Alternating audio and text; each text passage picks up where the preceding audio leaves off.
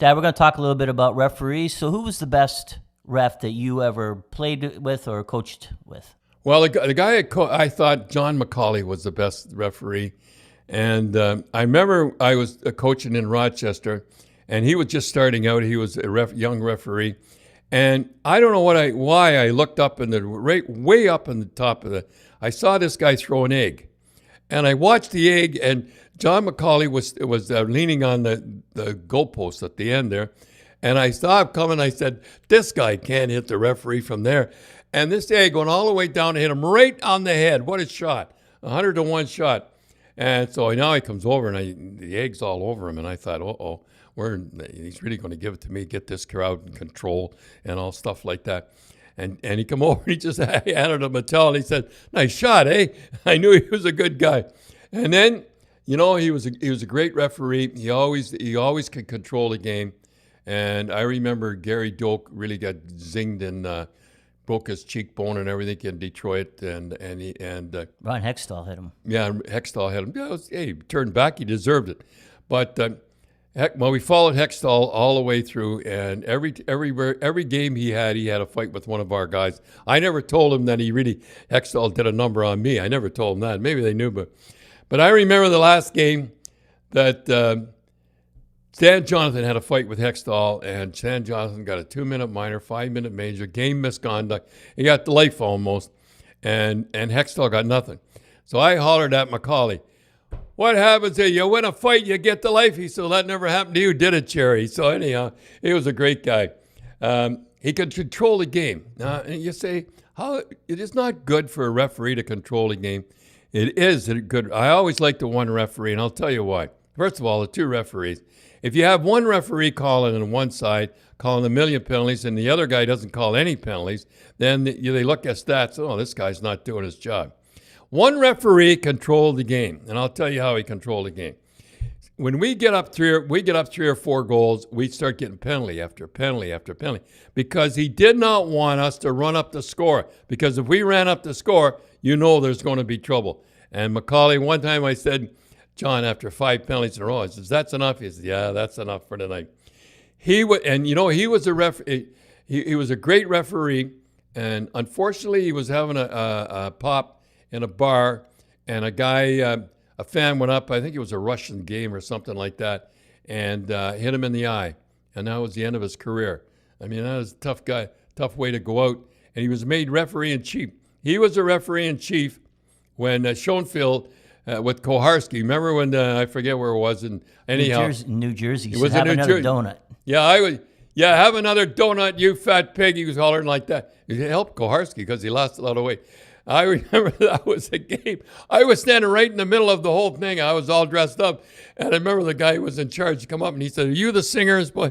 Anyhow, and McLean got a big kick out of that one. I was all dressed up. But I remember McCauley ran the game. They had 2 Well, the referees got mad and they went on strike. They went on strike and they wouldn't go back in and because what they did to Koharski. And they wouldn't go back on the ice. And they got two amateur referees, and he ran the game. McCauley actually ran the game from the penalty box, telling them what to do. That's the kind of guy he was. I think the players kind of respected John enough that there was kind of a controlled game, that they knew he was in a bit of a pickle, and they kind of behaved themselves. Yeah, they behaved themselves in the game. And I remember they asked Ron McLean to referee that game. A lot of people don't realize it, and he turned it down. Should have, I guess, but anyhow, won't get it out. But that game, he was always. I remember one time, I really give it to one of his young referees in Calgary, and I was sitting at my desk, and he came in drinking a coffee, and I thought, now I'm really going to get it from the referee in chief, because now I'm all ready for trouble. Let's get ready, and I'm ready to go. And he came in, he just stirred the coffee. He said, well. This is John McCauley talking. He said, I have a young referee. He says he's thinking of retiring. When Grapes really gives it to him on television, national television, I think, and he knew how to play me. He knew how to play everybody, and God love him. He had, I don't know what was wrong with him, but he should have. This is my personal opinion. he had an operation. He should have went to Toronto, and he died. And he died young. He was great at lacrosse. He loved lacrosse, and what is it, Victoria Salmon Bellies or something. And he loved lacrosse. He thought lacrosse was a better sport, and he's the best referee I ever saw. And anytime we had trouble, we always had trouble in Philadelphia. It was him and Wally Harris, I think. They always had two referees. I think it was Wally Harris.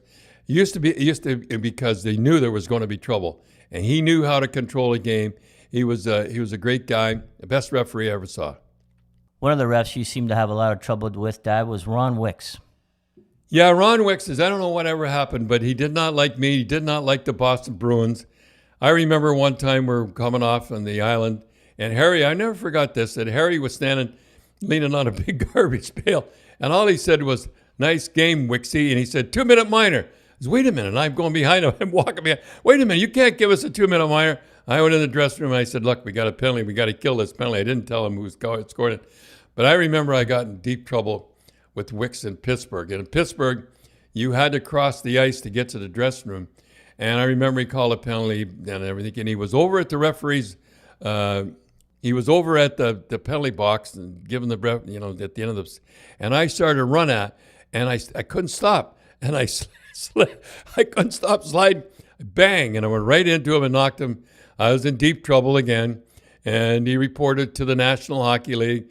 And I got a call from Diane again, and she made it you wait, and I knew I was in trouble. And he said, and Mr. Campbell used to come on, the president of the league. Explain yourself, please. And he used to say please all the time. Explain yourself, your actions in Pittsburgh. And I went on. He said, that's the most feeble. And Harry said, and he was less, that's the most feeble excuse I've ever heard in my life. I got to say something about Mr. Campbell.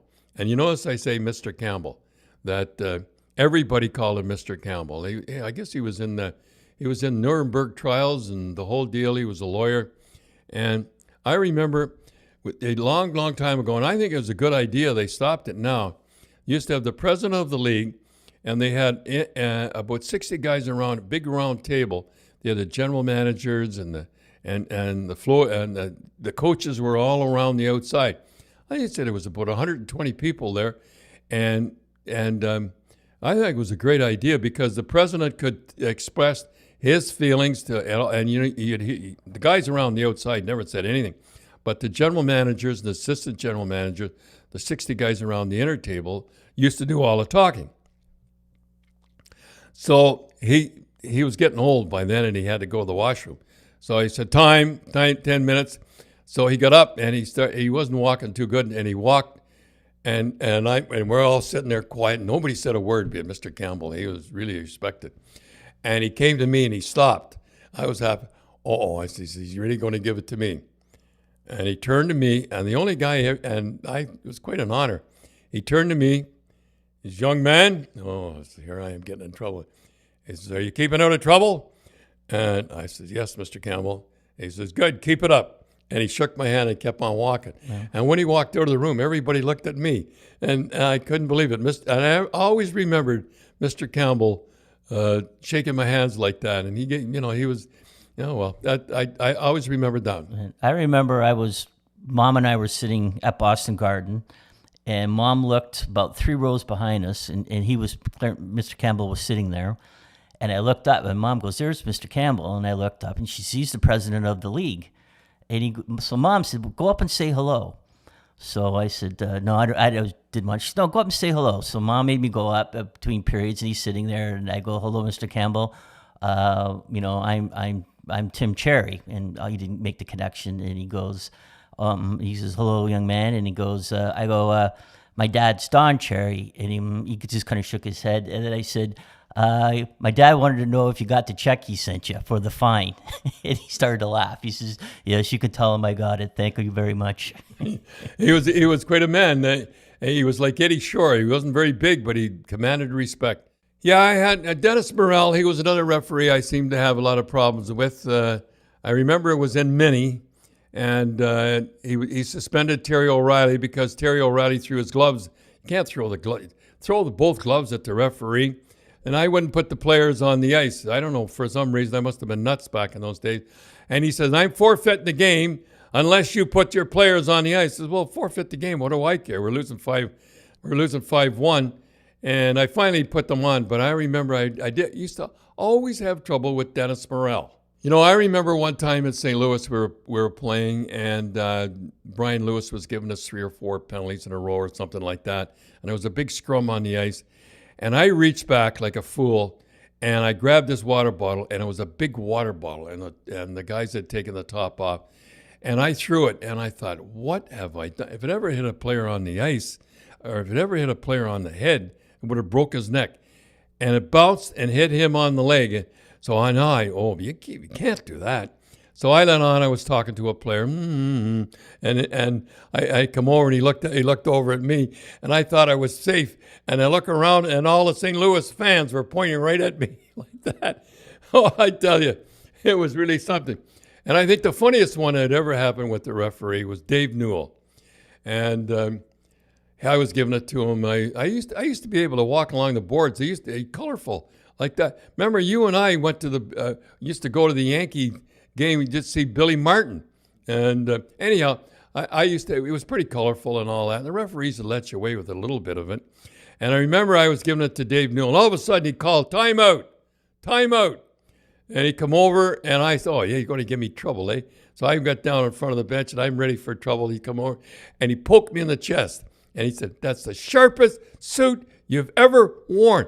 And on television, I said, there's Dave Newell setting Don Cherry straight, and the players were killing themselves. The only time I was ever speechless. But when I played, the sharpest guy who really controlled the game was Red Story. And I remember when I was just a rookie, I was playing, and he come up behind. This is how they used to do it. They used to control the game. Do that again, number 2. And he never mentioned your name. He just mentioned it. Do that again, number 2, and you'll get a high sticking penalty. And they controlled the game. You never did anything against Red Story. And I think he had a game I think it was in Chicago, and I remember he was on the grapevine. He tells a great story. This is hard to believe, folks, but listen to this. 8 years of there, 2,000 games you did. You're a Hall of Famer. But you remember April 5th, 1959. That must have been in Chicago. It was. It was in Chicago, and I'm lucky I'm here.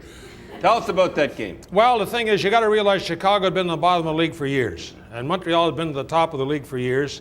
And all of a sudden, they've got Ted Lindsay from Detroit and Glenn Hall from Detroit, and they got Litzenberger from Montreal, a few more. They got 6 players into Chicago to build up the team.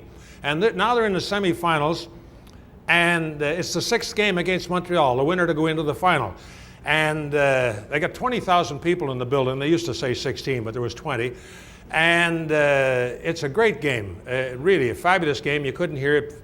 All 3 officials had to blow the whistle to stop the play. You couldn't stop the play. And what happened was, it's a very close game. And Eddie Litzenberger, who was a big guy like me, and they're one of their leading scorers, he comes waltzing out of his own end, and Marcel Bonin from Montreal puts his stick flat on the ice in front of him to trap the puck. And Big Litz, who was as awkward as I was, he steps on the stick, and he goes up in the air. And all the Chicago team are stopped. They quit skating, and they're waiting for me to call a penalty. There's no penalty. He stepped in the guy's stick. I can't give a penalty. Before they get their senses back, Montreal score a goal. Now there's a little bit of a disturbance. Slightly. Because they can see their chances of going to the final are sort of slipping. We're in the 3rd period now. Yeah. Now, it took us maybe 20 minutes to get the game started again. Tell us about Doug Harvey. Well, how about Todd Sloan? First of all, during this episode, there's only one episode. Oh. First of all, I go to drop the puck for the face-off, and somebody says, "Look out, Red!" And I turn around. This guy's running out in the ice with a pail of beer, and he throws it right in my face. And I grab him, and Doug Harvey grabs from the other side, and Doug knew me, and he knew and he could see. He says, "Red, you can't hit a fan. You can't hit a fan." He goes, bing! He hits the guy. He dings it.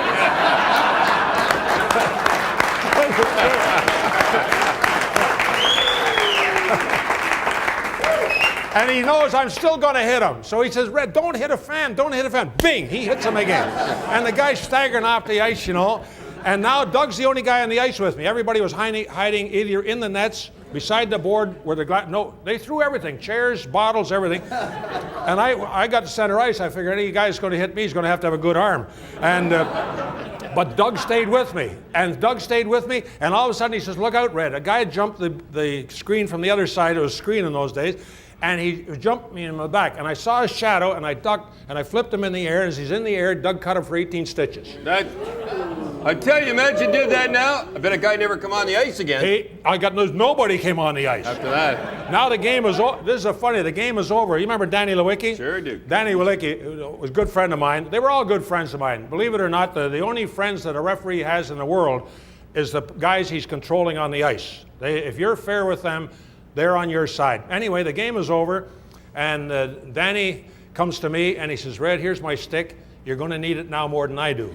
And this true story. You come out at the end of the rink, and you go down those stairs, yeah, tough stairs. And there's a row of seats right there. And these were 6 hoodlums right there. And I got news for you. I opened up the whole 6 of them with a stick. I just cleaned house, because if I don't go down those stairs if I don't clean them out first. Boy, hockey was great back in those days. Tell ya.